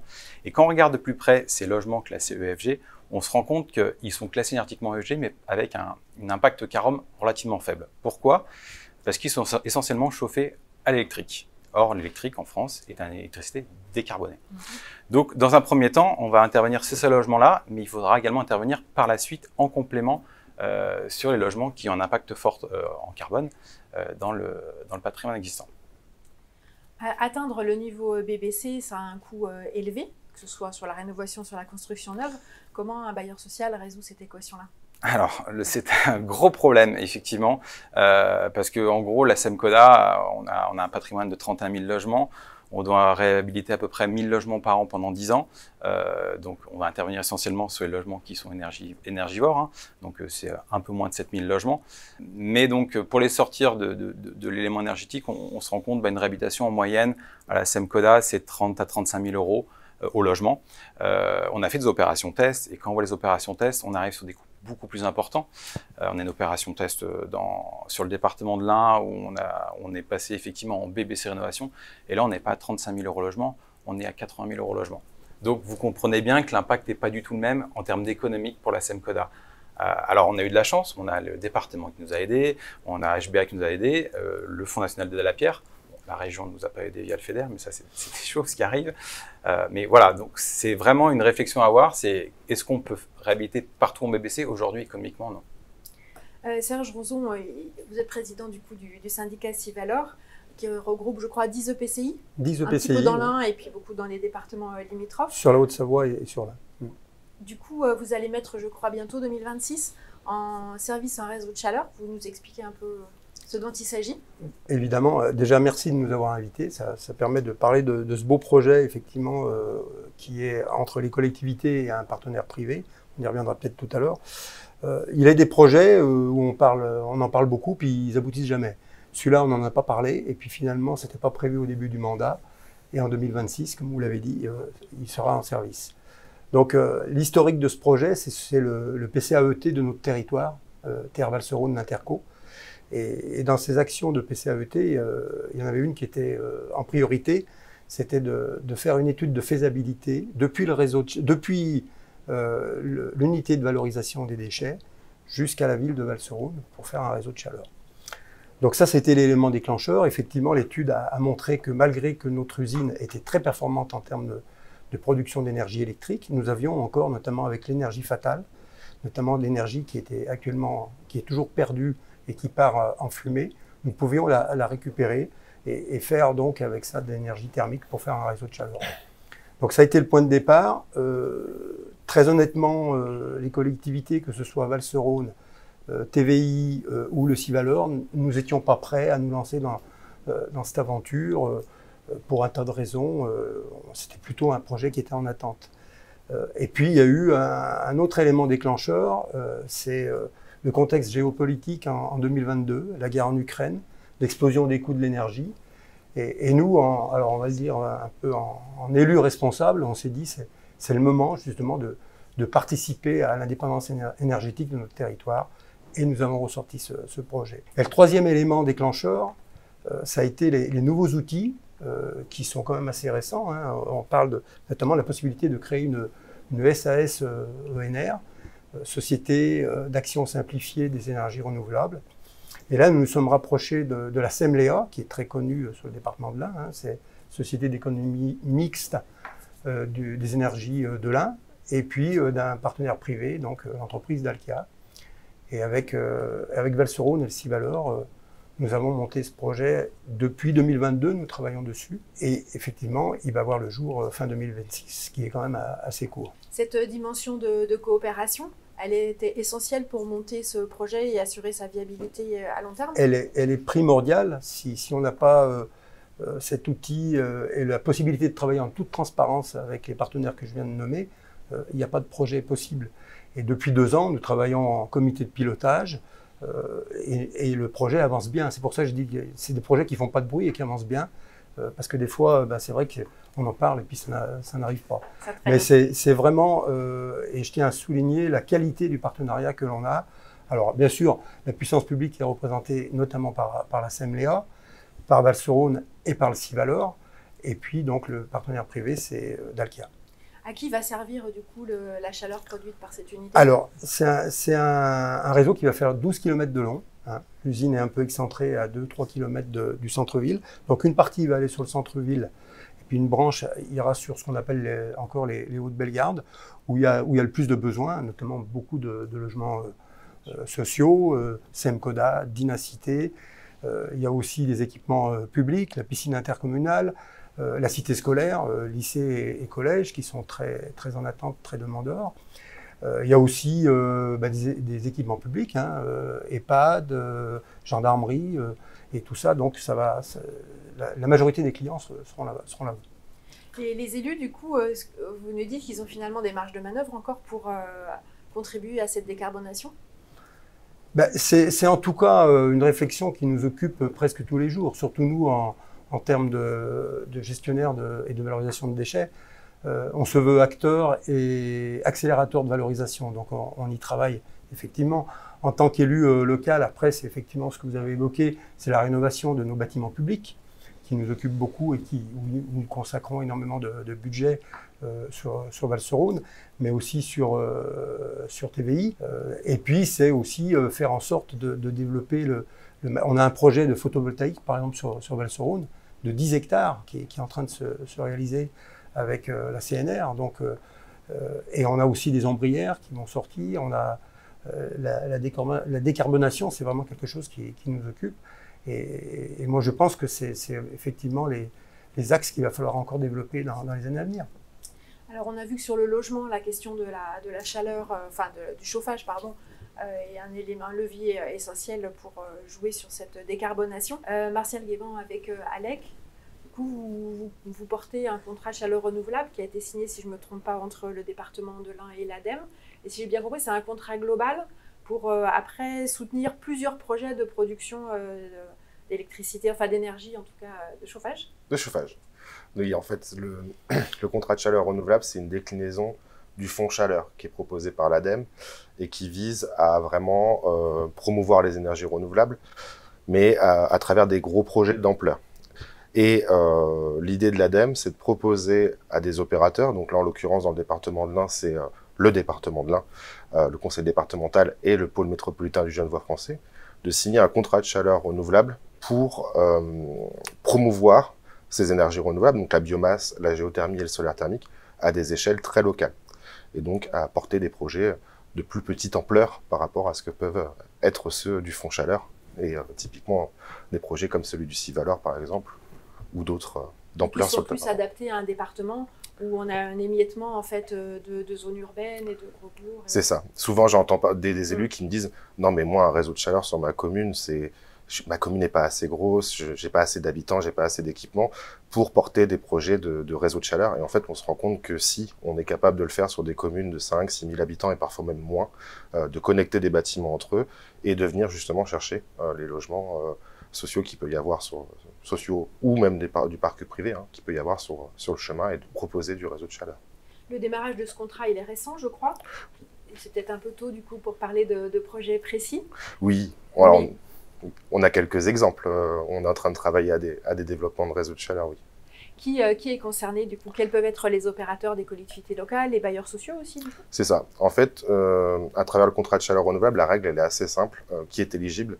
À partir du moment où le porteur de projet a un numéro de SIRET, il est éligible.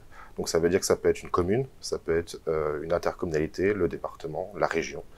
Ça peut être aussi l'entreprise menuiserie Philibert.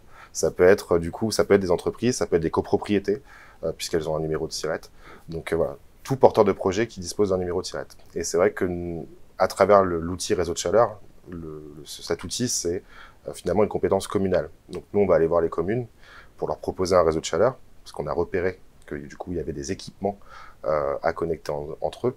Et puis, surtout, tout de suite, ce qu'on regarde, c'est est-ce qu'il y a des logements sociaux ou pas aux alentours, parce que c'est là où il y a le plus de besoins. Une unité de production, en fait, elle peut servir des logements qui sont plutôt proches. On l'a vu avec l'exemple sur Valserone et sur Civalor. Quand les logements vont être rénovés et que du coup, la consommation d'énergie va baisser, il faudra trouver de nouveaux débouchés du coup, pour les réseaux de chaleur. Exactement. C'est la première chose en fait aussi où on va chercher justement ce patrimoine et on va regarder ce patrimoine qui va être connecté au réseau de chaleur, comment il va évoluer dans le temps. Donc à quoi il va ressembler dans 10, 15, 20 ans, parce que naturellement, il va profiter de travaux de rénovation énergétique, de décarbonation, et donc qui vont impliquer une baisse de la consommation énergétique, donc une baisse de la production, ce qui peut avoir un impact technique sur la chaufferie, mais aussi certains va avoir un impact financier. Donc, dès l'étape 0 du projet, il y a une des premières choses qu'on va faire, c'est aussi regarder où est-ce qu'on va distribuer la chaleur dans 10, 15, 20 ans, quand le patrimoine qui est connecté va réduire ses consommations énergétiques. Donc, c'est vraiment une vision à long terme pour assurer la pérennité du réseau. Les uns et les autres, vous êtes un peu dans le même état d'esprit, à savoir à la fois agir vite, parce qu'il y a un élément d'urgence à la fois climatique et puis d'engagement aussi qui ont été pris, et puis arriver à planifier, à voir suffisamment loin pour faire les bons investissements et les bons arbitrages aujourd'hui. Un des enjeux qu'on a au niveau de Fibois, nous d'abord, c'est de favoriser l'économie circulaire. Donc ça, on va dire, c'est le court terme et notre écosystème. Donc ça, c'est de le favoriser.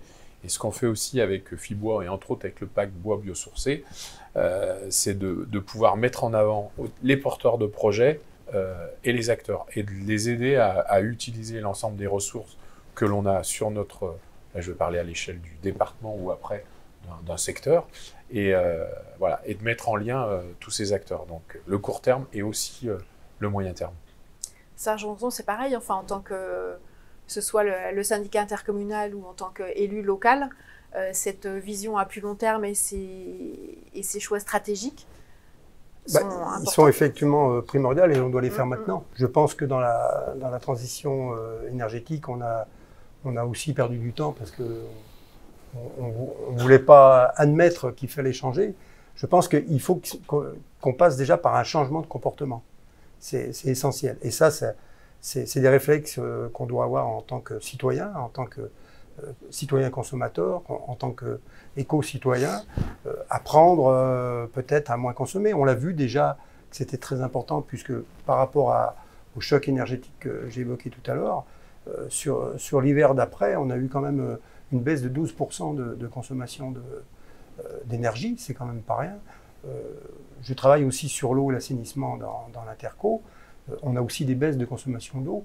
Donc je pense que il faut donner l'exemple, il faut avancer dans ce domaine et faire en sorte que si on fabrique les outils et si on informe, si on communique bien, je pense que c'est un avantage pour l'avenir et on fera en sorte justement diminuer nos besoins, que ce soit en énergie, que ce soit en eau, et puis qu'on continue à développer les énergies renouvelables avec tout ce qu'on a vu, notamment les réseaux de chaleur.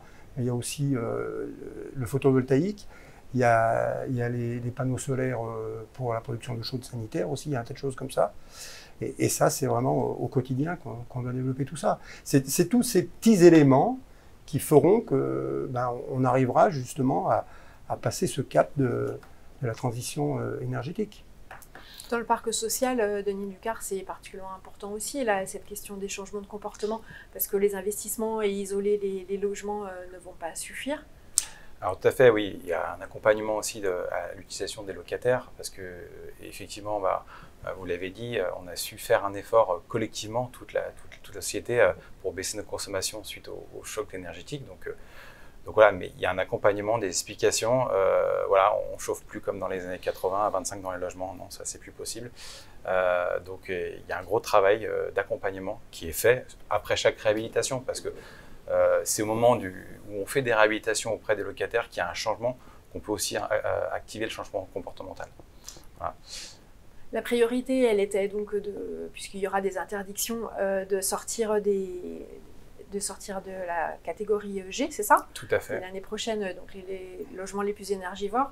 Vous n'êtes pas tout à fait convaincu par la possibilité de fonctionner par palier, rénover pour remonter déjà de 2-3 catégories avant plus tard d'arriver en BBC? Alors, c'est une question à se poser.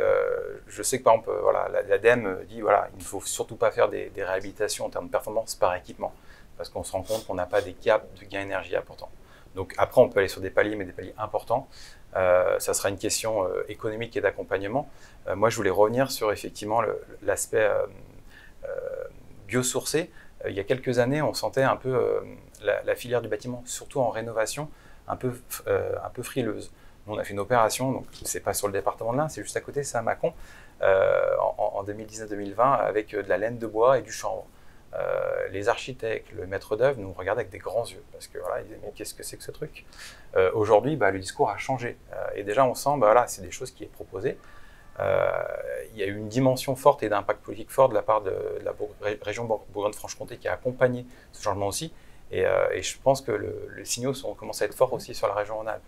Donc le comportement change, les professionnels aussi se forment aux techniques, et maintenant effectivement il faut aussi que les poseurs, les entreprises qui interviennent sur les chantiers puissent sachent travailler avec des matériaux biosourcés. Pardon, excusez-moi. Martial Guébin, ce changement de culture, y compris professionnelle, vous sentez que vraiment il y a un cap qui est en train de se passer sur toute la chaîne? Oui, oui, ça a été abordé. Les crises qu'on a eues ces 4 dernières années avec le Covid, la guerre en Ukraine, tous ces éléments géopolitiques, ça a eu un impact sur le prix de l'énergie. Et naturellement, il y a un changement de paradigme au niveau des porteurs de projets qui, certes, parfois ne payaient pas très cher leur énergie fossile, donc pouvaient être tentés de rester sur de l'énergie fossile. Et au vu de l'impact qu'il y a eu sur le prix, aujourd'hui sont plus regardants sur les énergies locales, qui ont cet avantage en plus. C'est d'une logique implacable, c'est-à-dire qu'on est sur un produit local donc qui subit moins les pressions géopolitiques, on crée de l'emploi local, et puis ça a été abordé avec les RE 2020, on va construire de plus en plus avec du bois. Le bois énergie, c'est un sous-produit de l'exploitation forestière, c'est-à-dire que si on veut des planches, naturellement il va y avoir du combustible à côté. Si on exploite un arbre, on va l'exploiter pour faire des planches et du combustible, puisque c'est un sous-produit. Donc en fait, on voit qu'on se tourne plus vers le local et on regarde plus le local. On arrive aussi à mieux discuter avec le réchauffement climatique et les épisodes caniculaires. On arrive aussi à parler de confort d'été. Le matériau biosourcé, c'est vrai qu'on nous regardait avant avec des gros yeux, de dire mais pourquoi? Maintenant, quand on explique que le biosourcé, il y a un meilleur déphasage et qu'à travers ça, peut-être qu'on limitera nos besoins de climatisation demain, tout de suite le message passe mieux et donc ça permet aussi de mettre en avant ce matériau. Donc, oui, il y a un changement de paradigme qui se fait petit à petit et on a des petits coups d'accélérateur de temps en temps à travers des crises, malheureusement, mais finalement, regardons le côté positif, heureusement. Norbert Héritier, dans les professionnels du bois... Alors, les professionnels du bois, il y a 2 aspects. Il y a d'abord une petite inquiétude parce que l'impact du changement climatique, il a des conséquences importantes sur notre ressource forestière. Je pense que tout le monde a entendu parler du scolite, mais on travaille pour pouvoir utiliser cette ressource. Après, je vais donner une source d'optimisme, ce qui a été évoqué par Denis Ducard sur l'utilisation des produits biosourcés. Je prendrai l'exemple, par exemple, qu'on a eu la recyclerie sur le département de l'Ain, qui a reçu le trophée de la construction bois en 2024. La recyclerie de Châtillon-sur-Chalaronne, tout à fait, la recyclerie de Châtillon-sur-Chalaronne. Donc, c'est une communauté de communes qui a signé le pacte bois biosourcé, qui ont utilisé, je dirais, tout le panel qui est possible en termes de matériaux. Donc, on a reconstruit en pisé, on a mis une charpente en bois locale, des menuiseries en bois, de la paille, des murs à ossature paille, et ce qui permet d'avoir un bâtiment à énergie positive. Donc, on revient sur ce que vient d'évoquer Martial, d'avoir des bâtiments avec un confort d'été, donc la chaleur du bois et l'ensemble des matériaux qui fait qu'il amène une nouvelle dimension sur ces bâtiments. Et ensuite, après, il y a une chaufferie aussi au bois. Je vais surtout parler du confort d'été qu'on a retrouvé dans ces bâtiments. L'exemple que vous donnez, c'est un bâtiment qui, du coup, fait un peu office de vitrine, qui coche toutes les cases. Est-ce qu'on, du coup, on est prêt à passer de quelques opérations phares et vraiment exemplaires à une multiplication, en fait, une intégration vraiment de tous ces critères-là dans les bâtiments? Agnès, vous avez raison, là-dessus, c'est un petit peu notre vitrine. Ensuite, après, je pense que, comme la Semcoda qui rénove des bâtiments, on n'est pas obligé de mettre ensemble l'ensemble du panel qu'on vient d'évoquer, mais si on intervient ponctuellement, que ce soit sur des façades, sur des murs, sur des fenêtres, on arrive à améliorer le confort d'été des locataires par des rénovations. Et c'est sûr qu'on ne passe pas de G à A du jour au lendemain. Il y a des bâtiments qui n'iront jamais à A, mais par contre, on peut progressivement les amener sur des niveaux supérieurs. Est-ce que la commande publique, du coup, elle peut vraiment avoir cet effet d'entraînement, d'encouragement, notamment pour les entreprises, à investir dans leur développement pour pouvoir répondre à la demande qui va aller croissante? Alors, déjà, je peux remercier la commande publique parce que je pense qu'elle joue son rôle aujourd'hui et il faut qu'elle continue à jouer son rôle. Alors, on revient ensuite sur les bailleurs sociaux qui aussi rénovent leur parc. C'est un enjeu à double sens pour eux de décarboner et en même temps de faire vivre notre économie locale. Et on en a besoin sur notre département. Voilà, les enjeux climatiques et en même temps de faire vivre notre économie. Les critères maintenant sont de prendre en compte l'ensemble du cycle de vie des matériaux, de prendre en compte le chantier quand il y a une construction, une rénovation, mais aussi l'empreinte carbone des matériaux. Est-ce qu'il y a un vrai enjeu, Denis Ducard aussi, sur vos fournisseurs à vous, constructeurs ou rénovateurs? Alors aujourd'hui, l'enjeu sur la RE, sur l'enjeu carbone à la construction, il est que sur le neuf. Sur l'habitation, on n'a pas encore d'obligation d'avoir du matériau décarboné ou peu carboné. Mais ça n'empêche pas d'un côté aux bailleurs sociaux d'être un peu moteur. Sur la partie RE 2025, déjà, on n'aura pas le choix d'arriver vers un peu la vitrine que vous appelez tout à l'heure, parce qu'on a un premier seuil qui va arriver en 2025 et après on va devoir, sur un second seuil, voire sur un troisième seuil, avec forcément l'utilisation de matériaux locaux, biosourcés. Sur la construction, en termes de carbone, sur un bâtiment neuf, l'empreinte carbone, c'est 60%. Voilà. Il faut qu'on joue énormément sur cet élément-là en neuf. Sur la partie réhabilitation, c'est que le bâtiment en carbone, comme je disais tout à l'heure, le carbone a déjà été émis, on ne peut pas le rattraper dans l'air. Sur le parc social, de manière générale, la part du neuf, chaque année, c'est quoi 1%, 5% du parc? Ouais. Alors, on a des objectifs très importants parce que vous savez que dans le département de l'Ain, on va avoir des nouveaux OPR, donc on aura la chance d'avoir 8000 nouveaux travailleurs. Mais nouveaux travailleurs dit aussi des logements, mais à côté, il y aura des infrastructures, des écoles, des crèches, des activités et des réseaux de chaleur aussi. Ça va être un impact très important. Aujourd'hui, on a des difficultés à avoir les fonciers, à maîtriser les fonciers par rapport à la loi ZAN, mais il y a un enjeu très important de construire, mais de construire bien, voilà, et peu carboné. Est-ce que vous aviez d'autres éléments pour compléter ce qui sont pour vous les conditions que vous appelez de votre vœu pour arriver à être plus efficace dans la décarbonation? Je crois qu'on a dit quand même l'essentiel, on a dit pas mal de choses. Je pense, je suis plutôt optimiste parce que je crois que le virage est amorcé, le changement est en cours et il faut accepter plus de contraintes, ce qui est toujours compliqué. Moi, je vais prendre un exemple que l'on a mis en place au Civalor. On a voulu améliorer notre flotte de véhicules et en acheter des véhicules électriques. Alors, parce que déjà, nous sommes producteurs d'énergie électrique. Et puis, nous avons des équipes d'animateurs qui...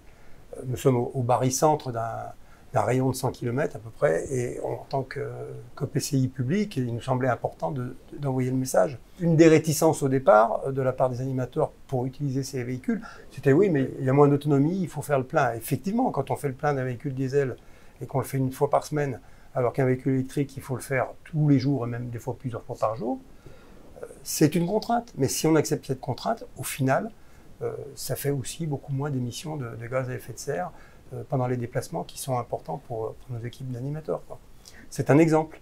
Et je pense que ça fait complètement partie de cette transition qu'on doit continuer à mettre en place. Ce sera le mot de la fin, messieurs?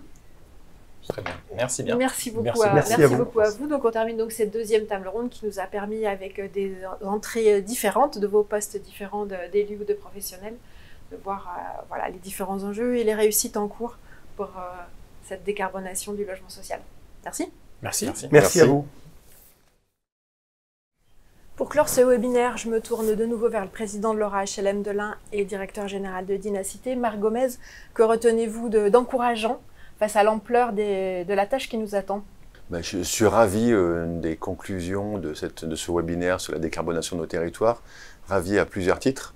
La qualité des interventions, des intervenants et intervenantes, l'expertise, le discours, l'engagement qu'ils ont témoigné ce matin montrent combien dans ce territoire nous avons la chance, dans cet écosystème pluriel, d'avoir des forces vives très engagées pour des défis mondiaux, planétaires, mais pour autant qui ont une réalité concrète dans le département de l'Ain. Je me réjouis également de voir combien des sujets aussi complexes que l'ingénierie en lien avec la décarbonation, l'ingénierie en lien avec la valorisation des énergies fatales, l'ingénierie en lien avec les actes de construction, l'usage des ressources naturelles décarbonées comme le bois, ou encore l'intervention des bailleurs qui témoignent de cette dynamique de notre association Aura HLM de l'Ain, témoignent que nous avons un potentiel, une énergie au service du territoire. Et on ne peut que se réjouir de cela, se dire qu'on est extrêmement favorisés. Nous en sommes aujourd'hui à plus qu'une prise de conscience. Aujourd'hui, nous avons des acteurs qui ont témoigné que des actions sont déjà en cours dans le département de l'Ain, que des projets sont là, en action, prêts à être livrés. Et qu'aujourd'hui, l'enjeu, c'est de prendre conscience qu'il faut assumer un changement de cycle plus pleinement dans notre ingénierie, dans nos façons de faire, dans le fait de travailler tous ensemble, pour que nous puissions ainsi massifier les projets, les accélérer, passer en mode sport, si je peux me permettre cette expression, pour que nous puissions vraiment réussir pleinement l'enjeu d'assumer ce dérèglement climatique par les solutions que nous pourrons proposer pour nous adapter. Dans l'intérêt avant tout des Indinois et des Indinoises, dans l'intérêt également des équilibres environnementaux, socio-économiques, et que nous puissions ainsi bien vivre ensemble, que nous puissions vraiment avoir un geste complet et éviter des traitements d'inéquité spatiale et sociale au sein du département. Alors oui, je suis ravi de ces échanges. Je remercie une nouvelle fois Agnès pour l'animation de ces deux tables rondes. Je remercie également tous les intervenants, l'État, le département et tous les acteurs en lien avec le bâtiment, la construction ou l'ingénierie, pour que nous puissions ainsi prochainement non pas se poser des questions, mais plutôt fêter des réussites et montrer combien les engagements de chacun et de chacune sont tenus dans l'intérêt du département et de ce beau territoire pour lequel nous avons la chance de tous travailler. Merci encore à toutes et à tous.